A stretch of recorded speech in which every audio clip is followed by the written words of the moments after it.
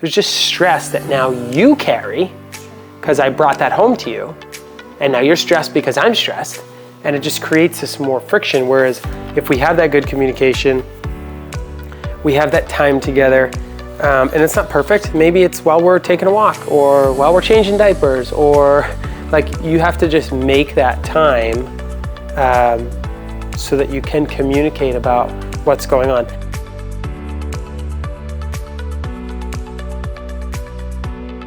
Back at Married Making Millions with James and Angela.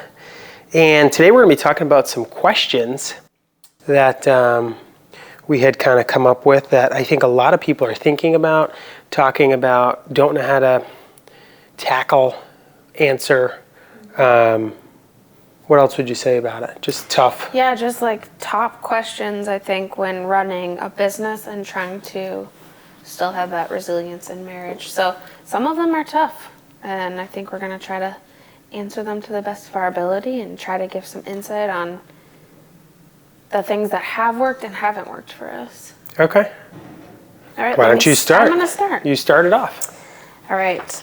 How do you personally balance the demands of high-level business leadership while also nurturing a thriving marriage? I don't actually. I just focus on my business and I suppress that with other things. No, we are working on it. No, I don't. Now, early on, and we talked about this in a previous episode, but early on, I didn't. Mm-hmm. It was business. Basically, the business was my mistress, if you will. And we had to have a come to Jesus. Again, that was in the other episode, so check that one out when we talked about our story. But it really, I think, starts with your calendar. Mm. And for an entrepreneur and someone who's just, I need a doer. A lot of you out there are doers, and that's okay. It's good to be a doer. Mm-hmm. But eventually, if you want to scale and you want to do more than just one business and you want to have a life and a great marriage and great kids, you have to become a leader. Mm-hmm. And I've always feel like had good leadership skills, but didn't really implement or practice them until, that conversation, and also like just feeling like I was stuck in this rat wheel of constant Groundhog Day, just day over day, right? So it has to come with controlling your calendar, prioritizing what you actually need to do. Mm-hmm. And sometimes, we talked about this again in a previous episode, sometimes you have to calendar out time with the family. Yeah. And just block it out and make it a priority. And I'm talking about this 3 years after we started.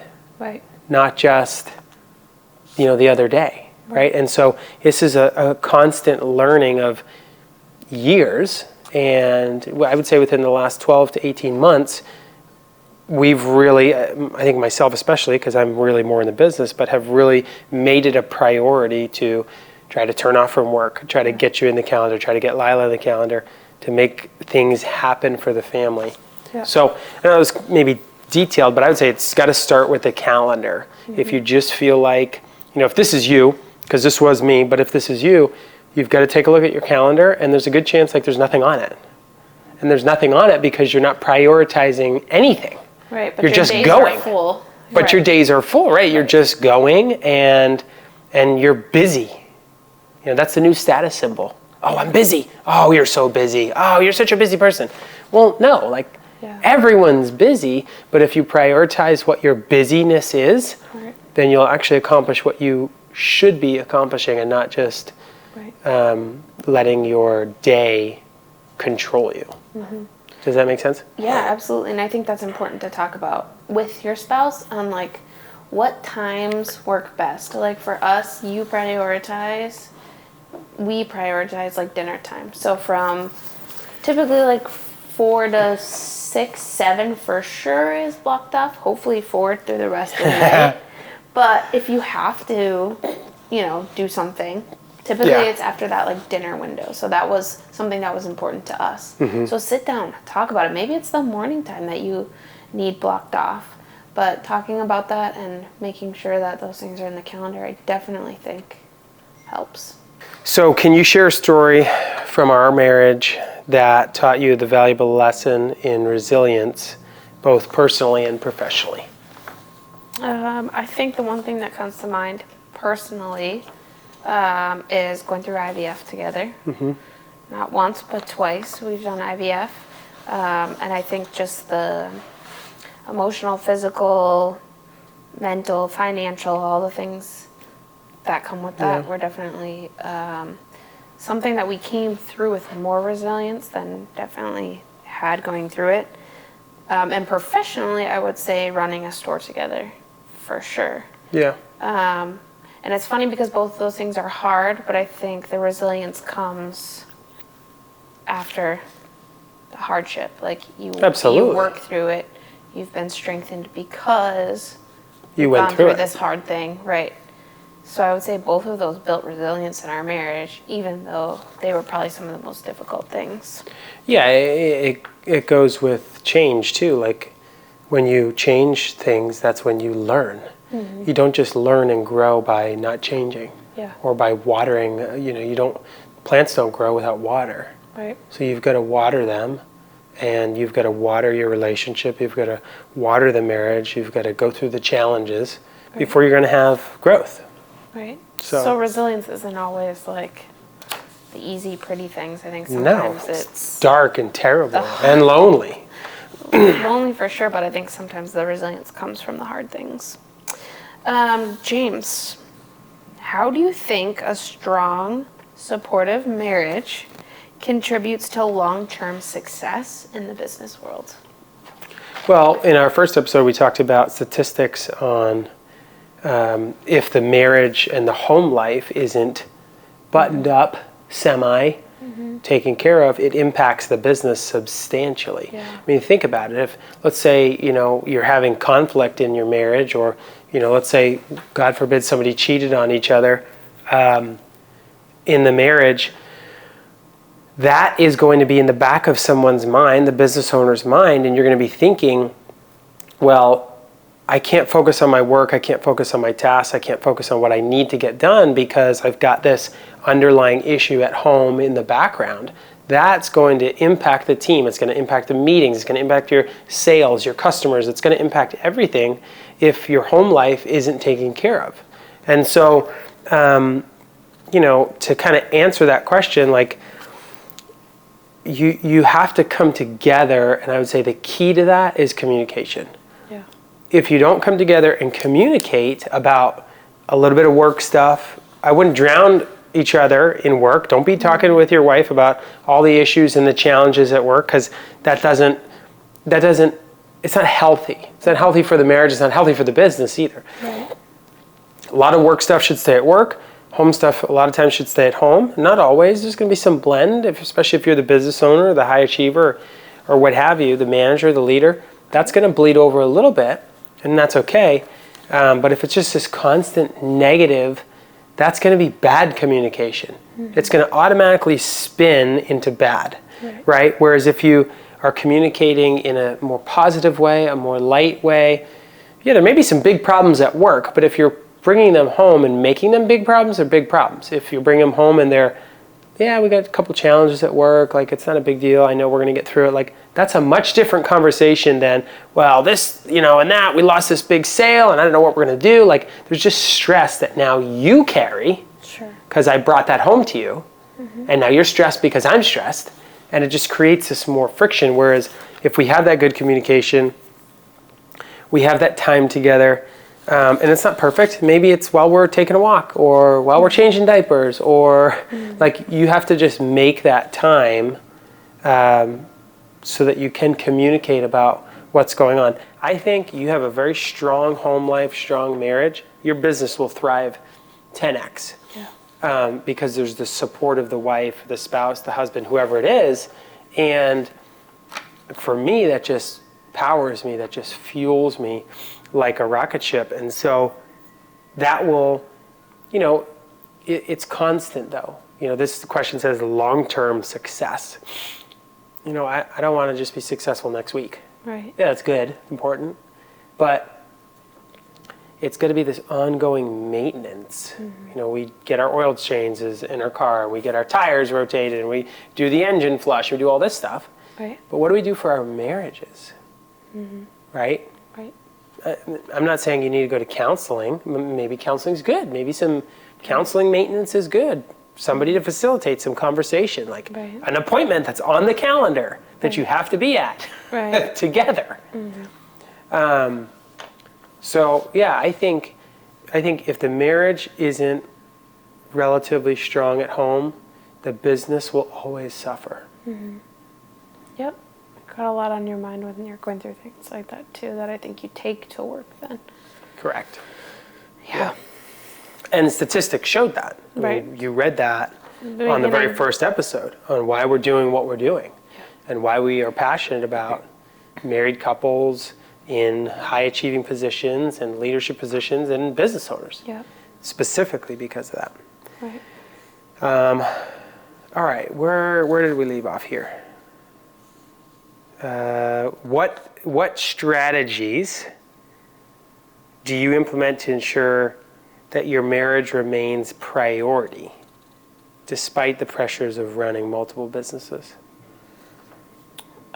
Yeah, I think that looks different on both of our sides, so maybe we can both answer this one. But practical strategies that I implement to make sure that our marriage remains a priority is to make sure that, number one, that James feels supported in whatever he's doing. So whether that's me needing to set myself up to make sure that I'm supporting him in this season, then I try to do those things. My home. Our home is a priority, and I want James to feel like it is a safe space for him to come home to allow ourselves to have those types of conversations that he was just talking about. So for me, when I do have the time, I try to make sure that our home is that safe space for him, that our home is taken care of, that our kids are well taken care of, so that he doesn't necessarily have to worry about those things right now. I'm trying to think of other practical strategies for us too, is that he has asked me to be a part of his calendar. And ladies, when your husband, or vice versa, husbands, if your wife is asking you and inviting you to be a part of those things, as much as it might not be something that I'm good at, that I like, I am not good with technology. I'm not good with computers. You're not good with technology, or you choose not to be good with technology? I'm not good with technology. I never have been. It's always been a weakness. But what I'm saying... We digress for another episode. What I'm saying is that I will try to put in the energy, the time, the effort to learn to use the systems that he's using so that our calendars are integrated. For him and for me, that is a big thing that I know is important to him. And so I try to take the time to set aside and put our things that are on our paper calendar into his Outlook calendar. So that's definitely a practical strategy that helps us organize our business. So keeping our home up to date, practical, safe space for him, following his calendar, making sure that that's in order, supporting him, whatever that might look like. If he's reading a book and invites me to read a book with him because this is something that he's learning or moving towards, then I try to make the time, energy, and effort to do that. Find a babysitter. That's another practical I was one. gonna kind of mention that. Yeah. Why don't you talk about that? That is a very practical, implementable thing to make sure that your marriage remains a priority. So what would you say again? I would say that you need to find a babysitter. Okay. And I think people think that babysitters are expensive, which in today's day and age they are maybe a little bit more expensive, but that time, the quality time that you get with your spouse when you invest into a babysitter, you just can't beat it. It doesn't matter how hard I try, the time that we have that's uninterrupted when we have somebody watching our kids is invaluable. Like right now. We had to cut the episode because our child is taking a rest time, and rest time ended up on the stairs. Right. And that's just the reality of it. Right, correct. But find a babysitter. You know, look in your churches, look around your neighborhoods. Go to care.com where we have found our lovely babysitter who we love. But get yourself a babysitter. Yeah, I think I think that's the practical one. And you already mentioned it too, but the calendar. I wish I would have utilized my calendar Yeah, earlier on. And obviously, just, this is how things were meant to be and how we were going to learn and Right. go through the hard things. But utilizing the calendar, like I can honestly remember starting to think about the calendar. Jeff uses his calendar a lot. And I was thinking about it and I'm like, all right, I'm going to start using my calendar. And then when I started using the calendar, like I had nothing on it. I'm like, what am I supposed to put on my calendar? But in reality, I need to put when I'm working at X store there and how long I'm going to be there because that's the deadline. That's what you do. That's my block. Yeah. And then I need to move on to the next thing. And so I think if you let the calendar dictate what you're supposed to do, Right. it's really freeing because, oh, sorry, I got another meeting. Sorry, I got to move on to the next thing. Sorry, I got to do this. Yes. And So- I think that you hold each other accountable. When you invite that person into your time and your space, you're also holding each other accountable to those things that you say. Like, hey, you said you were going to be at dinner tonight. It's 5 o'clock now. Wasn't in the calendar. Right. Or I make a plan and I forget to put it in the calendar. That's my fault. Right. And it's got to be in the Outlook calendar, not the iCloud calendar. Nobody uses that. So, calendar. It's a big calendar's good. And it sounds so, it's funny because I'm sure people listening, oh, you guys are so rigid or you're so that's so emotionless. Yeah, it kind of is emotionless. But if you Yes think and about no. it, it's actually a deeper emotion because your time and my time is the most valuable thing that we have. Right. This house, these, assets, money, cars, none of that is as valuable as your time. We're all given the same amount of time. Well, technically not because we don't know when we're going to die, but we're all given time. Right. And Jeff Bezos has as much time as I do in a day, 24 hours, right? How is he spending it? How am I spending it? That's the determining factor. So in my opinion, I think if we're using our calendar properly and our time properly, that's the most loving, giving thing that we you can do. possibly do. So I agree. I'm a romantic. All right. What are some specific challenges that business owners and executives face when trying to balance love and leadership? Oh, love and leadership. Yeah, what are challenges that you see? I think there's a push-pull. There's, especially for myself, there's I don't really like the word love there. I think it's, marriage. Let's just use that with marriage or family. There's a push-pull of there's certain things that I need to get done because those certain things that need to get done provide for the time and the family. Yep. And so there is times, even when we have time scheduled on the calendar, that something comes up. There's something urgent. I don't want to say an emergency because it's not a lot of emergencies, but there's something urgent that if I find out about it, then it's stuck up here. And our time together is useless because it's up here. And until I get it out of my head, onto paper, into an email, onto a phone call, it's not going to be good quality time that I can spend with those that I love and family and so on. So it's a hard thing. It's not easy. You've got to try to figure out that balance. What are some specific challenges? We deal with people, executives, leaders, managers. You deal with a lot of people. If you have multiple businesses or you have a retail business or online business, whatever, you have employees. And whenever you're dealing with a lot of people, there's a lot of problems and a lot of challenges. Yep. And so those are going to be some of the challenges. So staffing challenges, political challenges, economic challenges. There's so many challenges that a business owner is faced with. I said political, but government, Department of Labor challenges, IRS challenges. Right. There's so many specific challenges that to be a business owner, to be a high achiever, to be a solopreneur, you've got to have crazy thick skin. But you can't take that crazy thick skin and use that with your wife. Yeah, or even your kids. or even your kids. You have to shed that armor when you come home, when you talk with people, and you have to let them see your love. And because business is so hard, I talk to our team about this all the time. Like, we're Navy SEALs.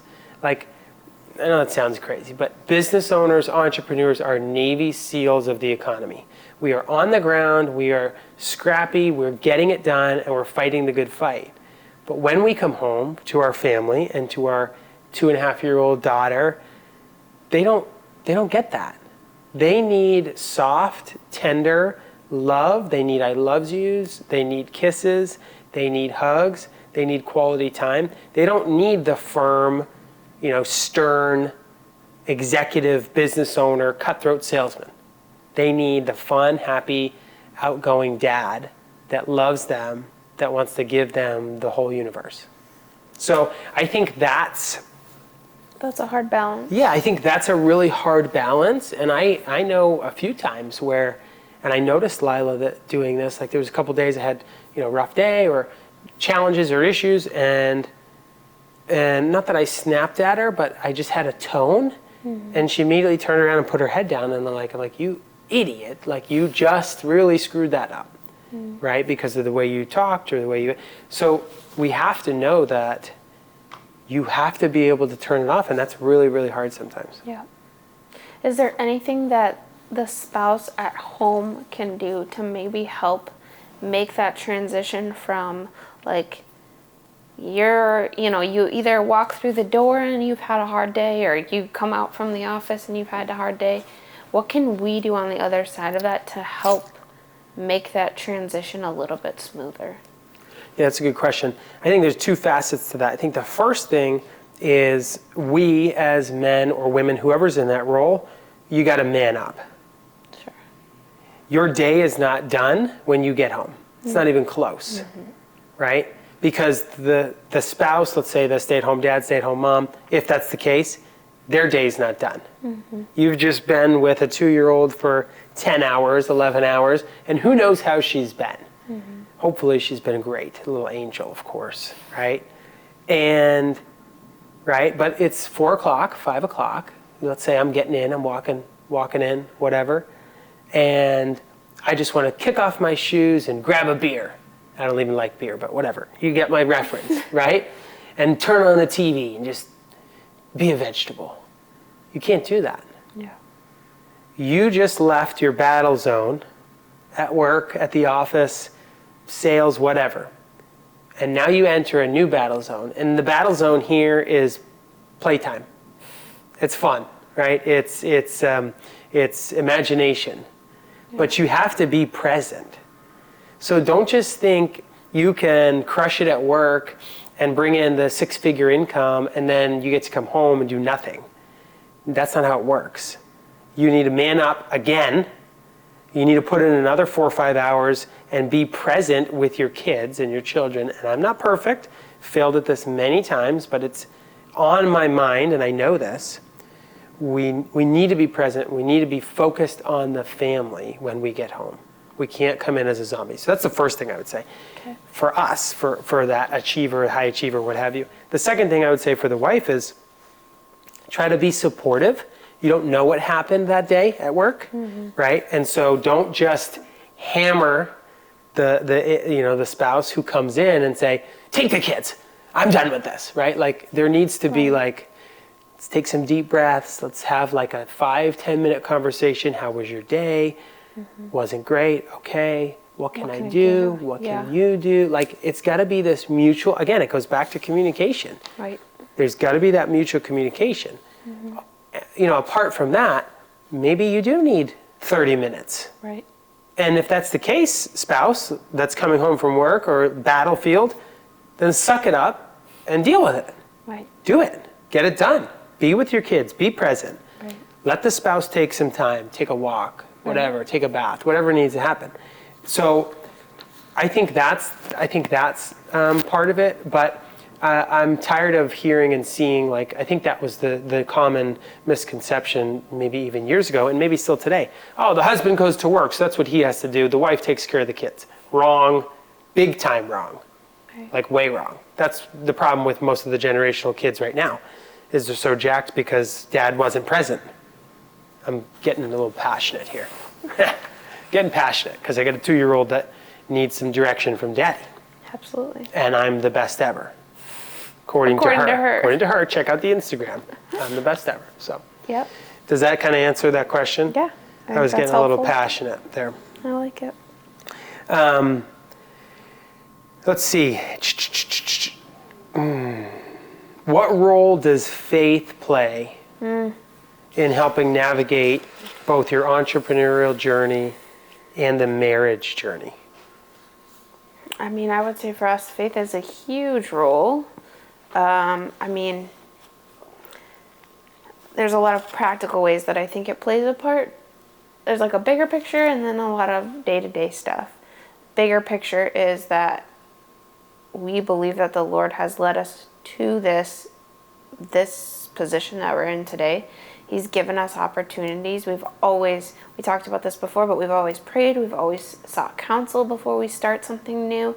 So I would say in the bigger picture, it has always played a part of our decisions.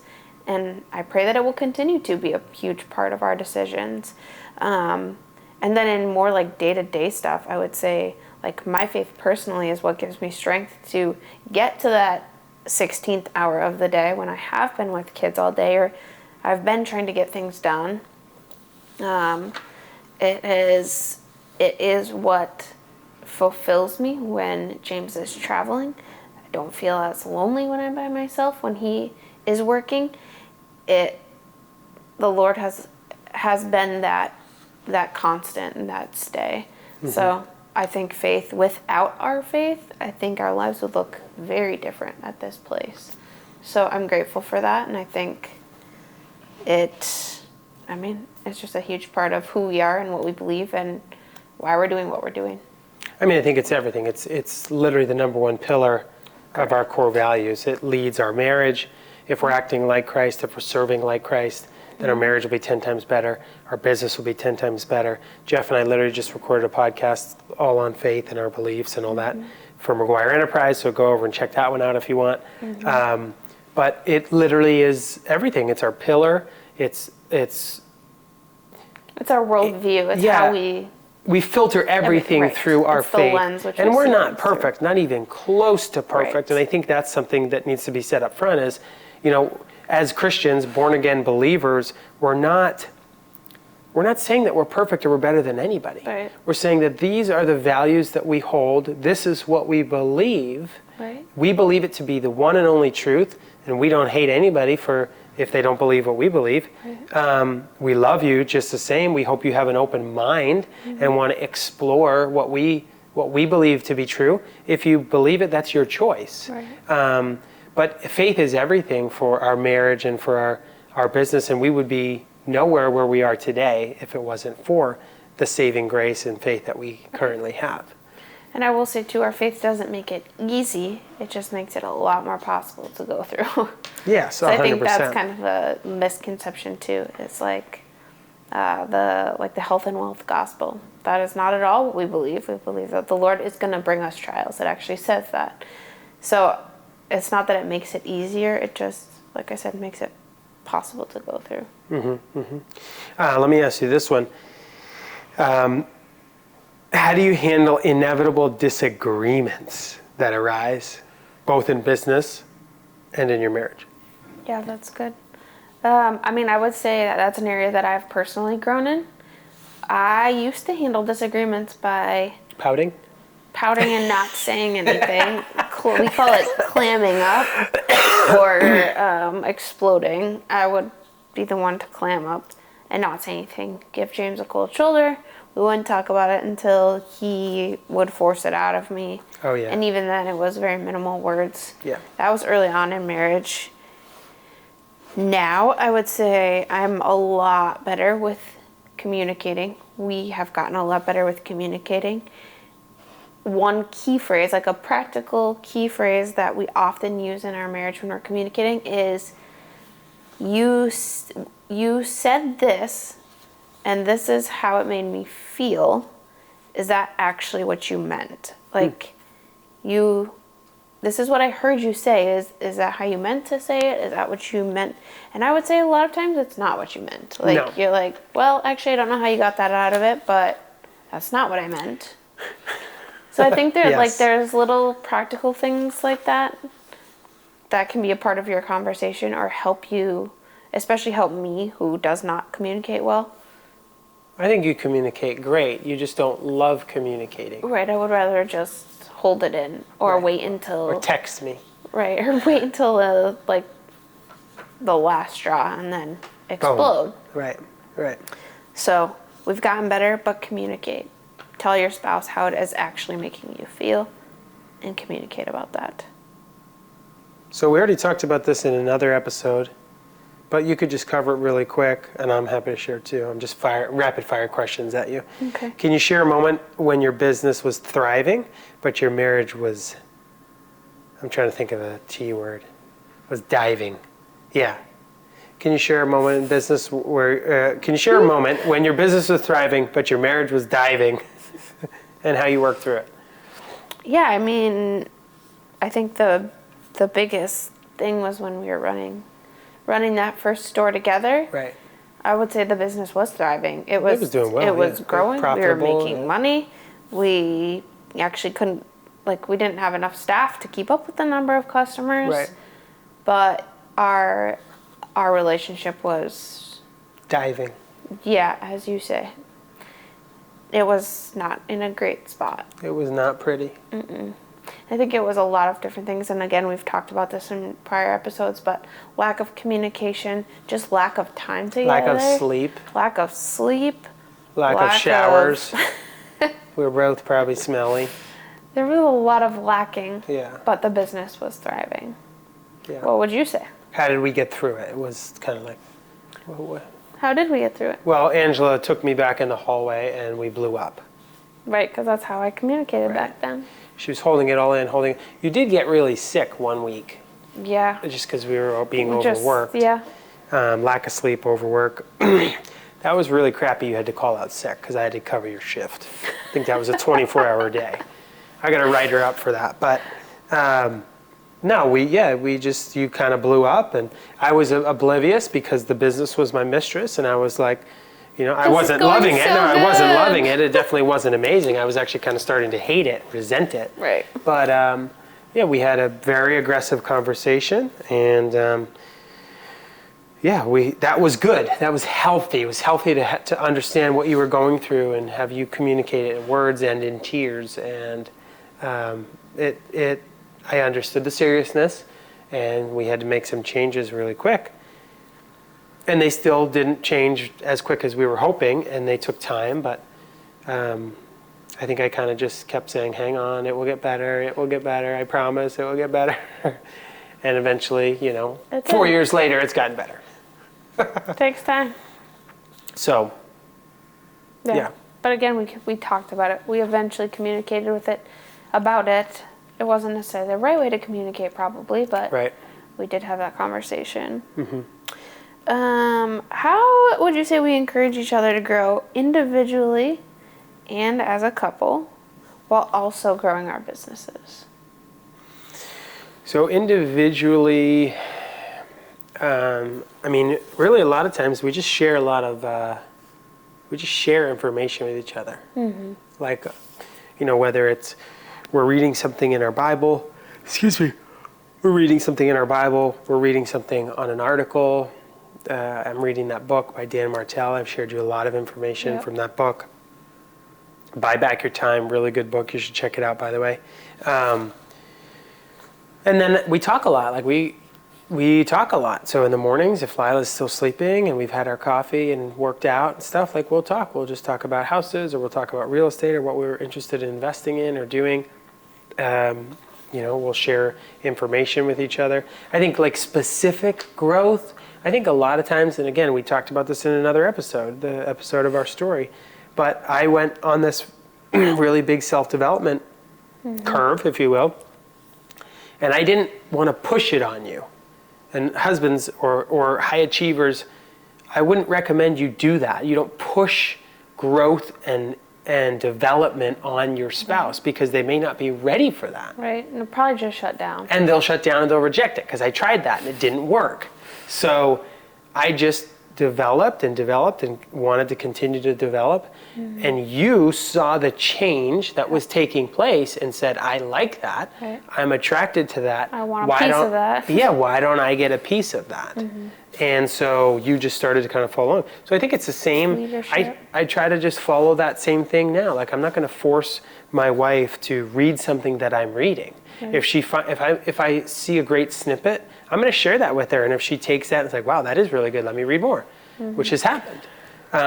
Then she'll do that. And so I think you just need to be careful when you try to force your spouse to grow or do things that you're doing because they just might not be ready. It's all about the timing. Yep. We weren't ready for Crumble Right. 10 years ago, Yeah. right? We weren't ready for the financial situation we're in today 5 years ago. Right. We wouldn't know what to do with it, Right. right? So there's always these steps of growing.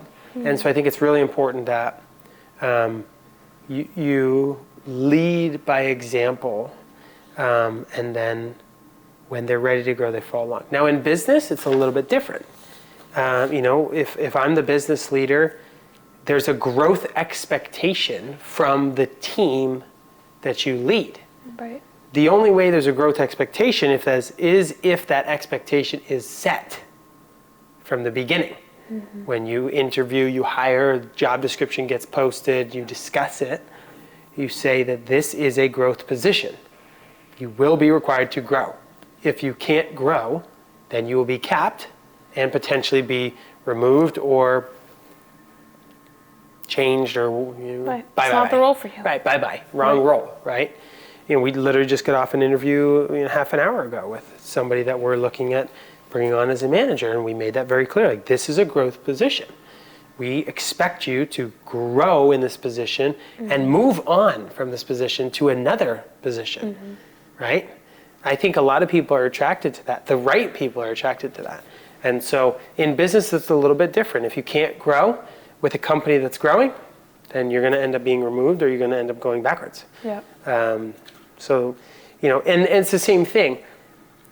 If Jeff and I don't grow as leaders and grow our vision that encompasses everyone from our team, then they will outgrow us and they will leave. Right. And I never want that to be the case. I always want to be, and this isn't from a selfish aspect, but this is from an aspect of like, I want my team to stay with us forever because they're awesome and I want to hang out with them for 30 years. Yeah.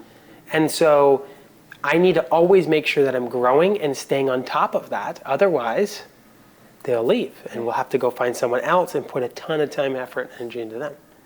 So you've always got to be growing more than the people underneath you, but you also need to facilitate a growth opportunity for them. I think that's just part of leadership too. That shows good leadership skills that you're willing to do that. Right. Try. It's not perfect and we fail often, but you've got to try to continue to be moving forward and growing people underneath you and yourself. All right. Last one. You Yep. ready? What actionable tips would you offer to married couples who aspire to make millions while keeping their marriage resilient and passionate? And I would even change that to just who aspire to make their business run, make a business do well while keeping their marriage resilient and passionate. That's the difference between you and me. I'd rather do the millions Sure. than just run. I said make money. Sure. I think it's a couple things. Two main things. On the business side, you got to get the calendar squared away. Get the calendar, get off the email, stop having your email, run your life, run your day-to-day. That was me up until very recently, and it's very freeing. So get the calendar, get the email out of your hands if you can. Hire somebody for that. If you can. If you can't, figure out a good system that keeps you on track. Yep. So that'd be the first thing is get control of your calendar and your time. The second thing would be you've got to communicate with your spouse. Like that's the key. If you and I aren't aligned marriage-wise, Yep. as a family, as a husband and a wife, as a mother and a father, the business doesn't do good. Yeah. And the team has seen that time and time again. And so if you want to make a lot of money and have a successful business and at the same time have a passionate marriage and a resilient marriage, you have to communicate with all of your people. You have to calendar things. And you've got to say no to stuff. And when I say no to stuff, I don't mean your family.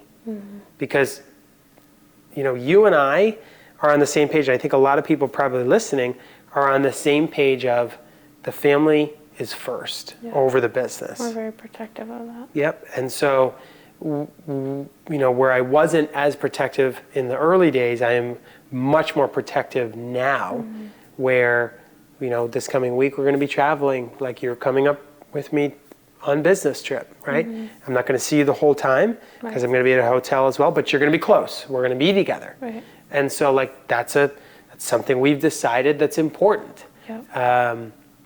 And so you have to make those decisions to protect that family time, to be with each other, because if that's not rocking, if that's not awesome, the business is not going to be kicking. You're not going to be making millions, and you're not going to be married, and you're not going to be thriving, right? And so, I think those are really the two biggest things that I would say. If you can protect your time and you can communicate, you can figure stuff out. It's not going to be perfect. There's going to be challenges, but Right. I think those are two actionable tips that I would say. Right. What would you say? I agree completely. I think you have to make time to communicate. So if you even need to put that, for us, it's getting up before Lila gets up and making sure that we have that time with our devotional time, but then we also have time to communicate together. And then at the end of the day, before we turn on the TV, before we open our computers, that's our time to have a conversation, make sure we're on the same page about the next day, the rest of the week, what might be happening. So really trying to make sure that you allow that time for that communication to happen and being willing to do it. I know there's a lot of people out there who aren't communicators, who don't enjoy communicating with anyone. But I think that's where maybe a little bit of sacrifice comes in, and you need to make sure that you're willing to at least communicate those things with your spouse. Because we make time for business calls, make time for business meetings, we make time for the secretary that has a question. So I think the last thing you can do is to make sure that you are making that time for your spouse. And get the babysitter. Get the babysitter, man. Even if it's once a month. Get the babysitter. grandma, get the babysitter, get the neighbor. Yep. Do the background check, but get the Date your babysitter spouse. to get Go on a date. time. Yep. Yeah, absolutely. I love it. All right, well, those were good. I like that. So give us some feedback. Let us know if you have questions. Please send them to us, text them to us, or email them. All the description stuff will be in the show notes. You can check those out, how to connect with us. Hope you're enjoying some of the information that we're giving to you, and we will catch you guys on the next episode.